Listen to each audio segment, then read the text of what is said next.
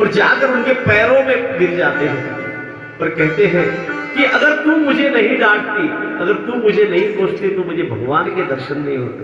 इससे सबसे पहला धन्यवाद मैं तुझे देने आया। लेकिन करेले के तो क्या आसान, मुझे ही कहती है कि अच्छा हुआ भगवान मिल गए। मैं तो ये चाहती हूं कि भगवान तुझे पूरे ही मिल जाए, तो भगवान के पास ही चला जाए।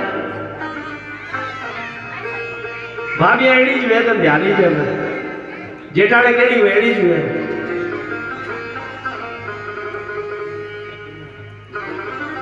और कहती है कि तू जा रहा, वापस जा यहां से, लेकिन जाते जाते अपनी धर्मपत्नी को भी ले जा, जो बेचारी बहुत सीधी सादी भोली भाली है।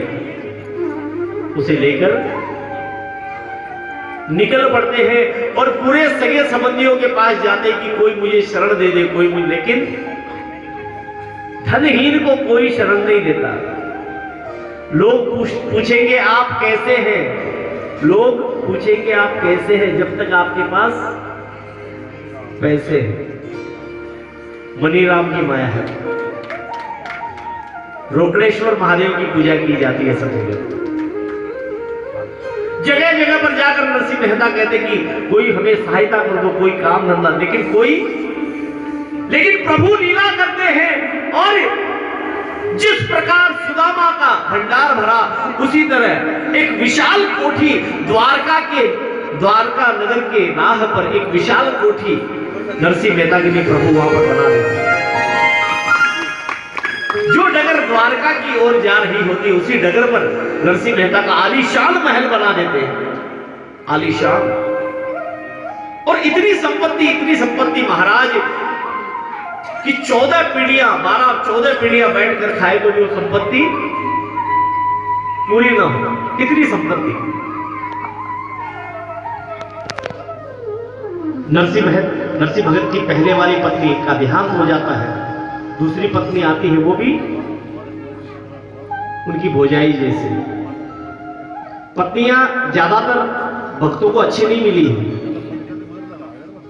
तभी लोग भगत बने। पत्नियां अच्छी। तुकाराम जी महाराज का एक प्रसंग है, बुआ जी तुकाराम महाराज के प्रसंग है कि तुकाराम जी महाराज भजन में इतने लीन रहते थे कि एक बार उनकी पत्नी ने कहा कि भोजन के लिए कुछ सामग्री लेके आओ, भोजन के लिए कुछ सामग्री लेके आओ। नामदेव जी महाराज का किस्सा। नामदेव जी महाराज से कहा कि सामग्री लेकर। नामदेव जी महाराज निकल पड़े। सुबह से शाम तक एक कीर्तन में जाकर बैठ गए, विठ्ठल विठ्ठल विठ्ठला, हरिओम विठ्ठला, विठ्ठल विठ्ठल। पूरे दिन विठ्ठल का गुणगान किया। शाम को याद आया कि धर्मपत्नी ने कहा है कि भोजन की सामग्री लानी है। भोजन की सामग्री तो हमने ली नहीं, भोजन की सामग्री हमने ली ही नहीं। तो रास्ते में आते आते गन्ने का खेत दिखाई पड़ता है। रास्ते में आते आते गन्ने का खेत दिखाई पड़ता है, तो गन्ने वाले किसान से पूछते हैं कि भैया एक गन्ना ले लूं? कहता है महाराज ले लो, भगत आदमी हो, ले लो, कोई बात नहीं। और गन्ना लेकर नामदेव जी ऐसे चलते जैसे कि फौज में कोई सैनिक चलता है बंदूक लेकर, और जाकर धर्मपत्नी से कहते कि ये लो आज की व्यवस्था। धर्मपत्नी सर पकड़ लेती है, ये आज का भोजन है, मैंने भोजन लाने के लिए कहा और लाकर दे दो गन्ना। और गन्ना लेकर नामदेव जी के एक कमर पे जोर की धर देती है।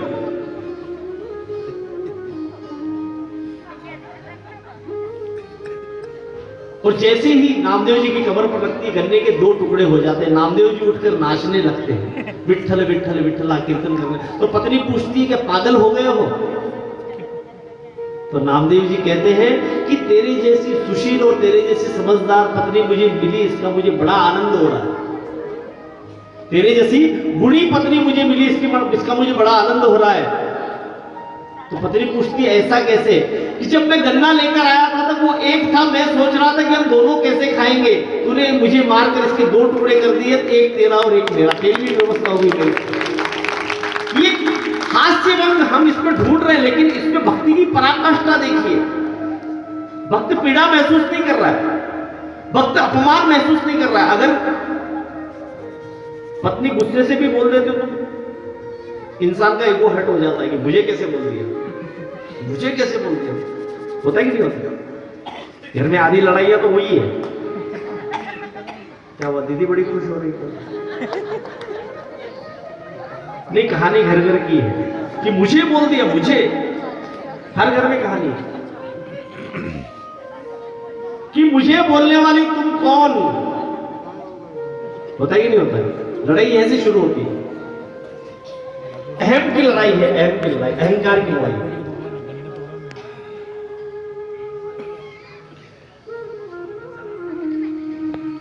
और आलीशान महल नरसिंह मेहता के लिए प्रभु बनवा देते। 14 पीढ़ी बैठकर खाई अपनी धन संपत्ति नरसिंह मेहता प्रभु का धन्यवाद देते हैं। और अपनी बेटी, छोटी को नानी कहा जाता है, नानी का विवाह धूमधाम से करते हैं। जहां पर 25 लगना चाहिए वहां 25 लाख लगाते हैं, जहां 25 लाख लगना चाहिए वहां 25 करोड़ लगाते हैं। धूमधाम से अपनी बेटी का विवाह नगर अंजार के धनपति श्रीरंग जी के साथ करते हैं। श्रीरंग जी के बेटे के साथ करते हैं, श्रीरंग जी के परिवार में करते हैं, उनके बेटे के साथ धूमधाम से विवाह संपन्न होता है। और नरसिंह मेहता, कवि लिखता है कि नरसिंह मेहता उस संपत्ति को 12 महीने में ही पूरी कर देते हैं। 14 पीढ़ी 12 पीढ़ी बैठकर खाई इतनी संपत्ति 12 महीने में ही पूरी कर देते हैं। इतना दान करते हैं, इतना दान करते हैं,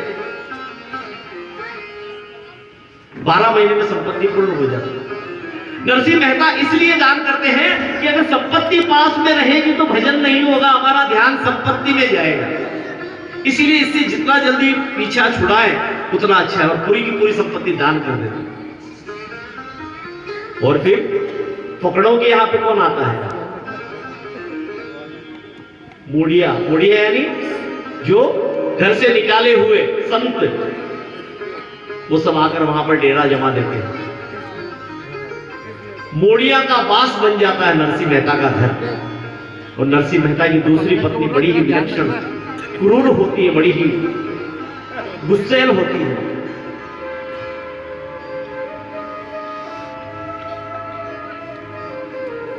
उसे ये सब पसंद नहीं है।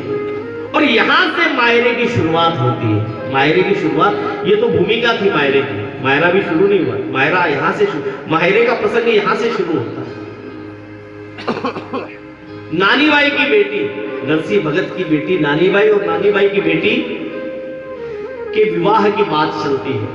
पहले के जमाने में जल्दी जल्दी शादियां हो जाती थी, जल्दी जल्दी बच्चे भी हो जाते थे, उसके विवाह की बात होती है। और प्रश्न यह उठता है कि सबसे पहली पत्रिका तो गणेश जी महाराज को दी जाएगी, लेकिन दूसरी पत्रिका किसे दी जाए? सबसे घनिष्ठ स्नेही कौन है? तो नाम आता है नरसिंह मेहता का। लेकिन श्रीरंग जी और परिवार सोचता है कि अब उसके पास बचा ही क्या है जो उसको यहां पर बुलाएगा। तो आइए प्रवेश करते हैं मायरे में।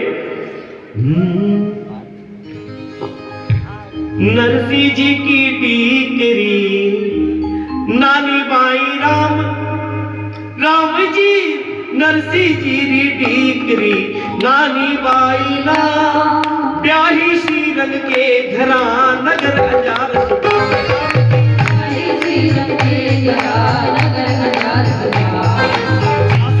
के लगन लो श्रीरंग दियो उछाव, राम जी के लगन लो श्रीरंग दियो उछाव, सकल बिरादरी नागर कुल को भाव, राम जी को तो सकल बिरादरी नागर कुल को भाव। आग कृष्ण भृगु सप्तमी तुम पत्र लिखा, आग कृष्ण सप्तमी तुम पत्र लिखा, आई बंद भेड़ा हुआ या जम नहीं मिलाए, राम जी आई बंद भेड़ा हुआ या जम नहीं मिलाए।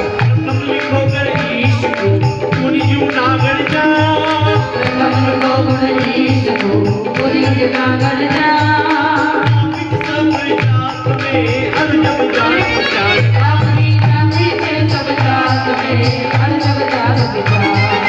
कंचल की पत्रिका कवने निज नाम, राम जी कंचल की पत्रिका कवने निज नाम, तेरे लगे काशी तू ले ले सबका नाम,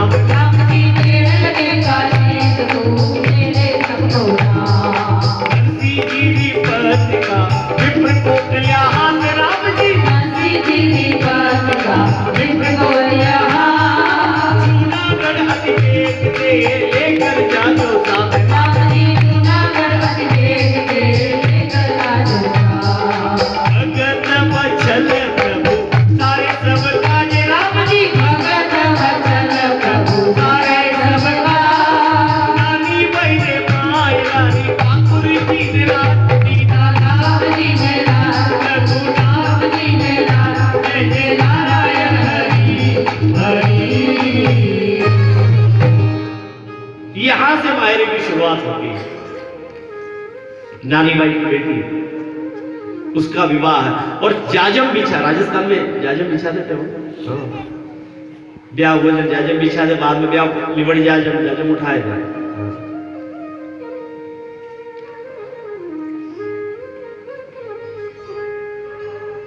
जाजम बिछा दी जाती है और कहा जाता है कि किसी पत्रिका दी जाए तो सबसे बुजुर्ग व्यक्ति जो होते हैं गांव के, वो कहते हैं कि नहीं, कायदा तो नरसिंह मेहता को बुलाने का बनता है, भले ही वो निर्धन है, लेकिन निमंत्रण पत्र सबसे पहले उन्हें जाना चाहिए। अब नरसिंह जी की पत्रिका लेकर कौन जाए? क्योंकि सब लोगों को पता है कि वहां से मिलने वाला कुछ नहीं है। लोग कब जाते हैं कि वहां से कुछ आने वाला होता।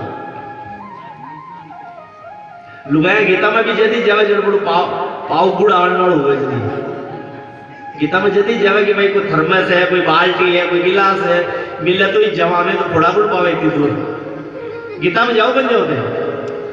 अभी तो कम हो गया प्रचलन गीतों का। हाँ, राजस्थान में चलते हैं गीत, तो कहते जाएगा। फिर याद किया जाता है जोशी जी को, सूरत वाले जोशी जी नहीं, कोकलिया जी महाराज, कोकलिया जी महाराज, उनको याद किया जाता है कि कोकलिया जी उपयुक्त रहेंगे। और कोकलिया जी की अवस्था नाना जी कैसी है कि 95 वर्ष की उम्र है उनकी। कितनी उम्र? 95 वर्ष, बिस्तर पर लेटे हुए हैं। उनको कहते हैं कि जाओ नरसिंह भगत की पत्रिका देके आओ जूनागढ़ जाकर। ब्याही सीरन जी का परिवार ये सोचता है कि कोकलिया जी को दे देंगे तो गांव वाले भी सोचेंगे कि पत्रिका दे दी, लेकिन ये पत्रिका वहां तक पहुंचेगी नहीं, क्योंकि कोकलिया जी नहीं पहुंचेंगे तो पत्रिका कहां से पहुंचेगी। कोकलिया जी का पैकेट बीच में ही बोल जाए, तो पत्रिका इसको पकड़ी, काम निबड़ियो। जैसे ही पता चलता है कि नरसिंह मेहता की पत्रिका देनी, कोकलिया जी में बल आ जाता और खड़े हो जाते कि मैं देके आऊंगा। क्योंकि कोकलिया जी ने जब नानी माई की शादी हुई थी तब 21 रुपए की बधाई दी थी नरसिंह मेहता ने। तो कोकलिया जी को लगता है उस वक्त 21 रुपए की दी तो अब तो कम से कम 31 रुपए की तो देंगे ही। लेकिन ये पता नहीं कि नरसिंह मेहता के पास पूरा धन सामान साफ हो चुका है। उस भरोसे पे कोकलिया जी खड़े होते हैं। पूरी शरीर में 4 हड्डियां और एक कटोरी मांस है, लेकिन जूनागढ़ जाने के लिए तैयार हो जाते हैं।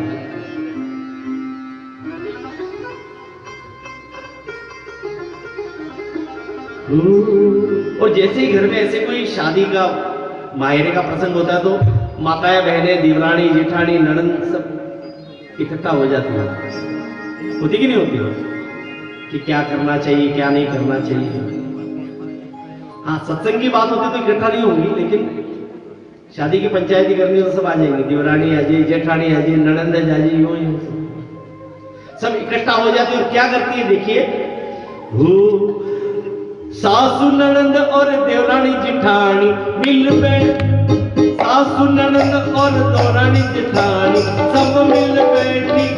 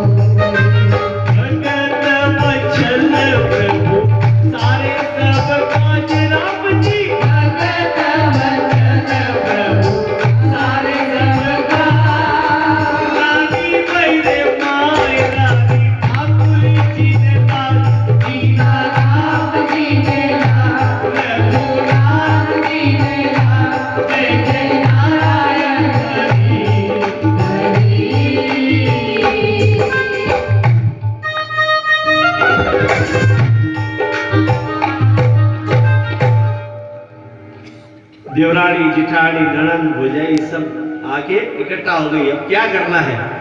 तो कहते हैं कि अब इसकी लिस्ट बनाते हैं। और बैठकर लिस्ट क्या बनाते हैं? देखिए, मतलब मांगना है, मतलब कुछ भी मांग लेना है। 80,000 को मुझे मोहरे चाहिए, 80,000 मोहरे लिख दो, और 1 करोड़ रुपया रोकड़ी, और कागज में 2 भाटा लिख दो, यूं उठ बोली डोकरी। ये मायरा लिखा जा रहा था। उससे पहले क्या होता है कि नानी माई की सासू इधर से उधर घूम रही होती है, इधर से उधर चक्कर काट रही है। उधर में उसकी बूढ़ी सास आ जाती है मंदिर से और पूछती है कि बहू ऐसे क्यों घूम रही हो? तो कहती है कि नरसी भगत को बुलावा भेजा जा रहा है, उसी उधेड़पुर में मैं घूम रही हूं। तुम दादी सासू कहती कि इसमें सोचने वाली क्या बात है, मेरे पास उपाय है। तो कहती क्या उपाय? तो कहती है इतना सामान लिख दो, इतना सामान लिख दो कि वो सामान के चक्कर में नरसिंह मेहता आए ही नहीं। न बजेगा बांस, न रहेगा बांस, न बजेगी बांसुरी। और बुढ़िया दादी सासू लिखाने बैठती है और क्या कहती है कि कागज में 2 भाटा लिख दो। भाटा जानते हो आप? बचेड़ खावे जगह भाटा। हाँ, केवल कि कागज में 2 भाटा लिख दो। तो नानी माई का देवर है नारायण, वो पूछता है कि दादी जी भाटा को काई करो? 2 भाटा की का बचेड़ खाओ। तो कहती है कि तू अभी छोटा है, तुझे पता नहीं, मैं वो सादे वाले भाटे नहीं मंगवा रही हूं, मैं सादा वाला भाटा कर लूंगा, मैं सोनारी सिला मंगाऊं 2। कि सोनारी सिला? कि सोनारी सिला काई करूं? कि हेड़ा पर फाड़ जाओ, जो हेड़ा पग रगड़ू, सोना की सिला। सर्दियों में मेरे पांव फट जाते हैं तो मैं सोने की सिला से पांव रगड़ूंगी। तो कहते कि 1 सिला बहुत है, 2 सिला को क्या करेंगे? क्योंकि एक पर मैं बैठूंगी और दूसरे से पांव रगड़ूंगी। डोकरिया बोझ है भाई। इतना मायरा लिख दो, नरसिंह मेहता कभी लेकर आ ही नहीं पाएगा। और कहते हैं 25 मण लिखो सुपारी, 25 मण रोरी। 25 मण किसको कहते हैं आप सोचिए? 25 मण लिखो सुपारी और 25 मण रोरी यानी कुमकुम। हाँ, कुमकुम 25 मण। तो नारायण कहता करेगी क्या? तो मायरा मंगवा रही है, किराने की दुकान खोलेगी। तो कहती है जितना काम में लेना ले लेंगे, बाकी का दिवाली के दिन घर पे मैं रोरी कलर करवा दूंगी इस बार। और कोकिलिया जी महाराज वो पत्र लेकर नानी बाई के पास जाते हैं। तो नानी बाई से पूछते कि बेटा तुझे कुछ लिखवाना है, तुझे कुछ कहना है अपने बाबुल से। तो एक बेटी देखिए क्या जवाब देती है।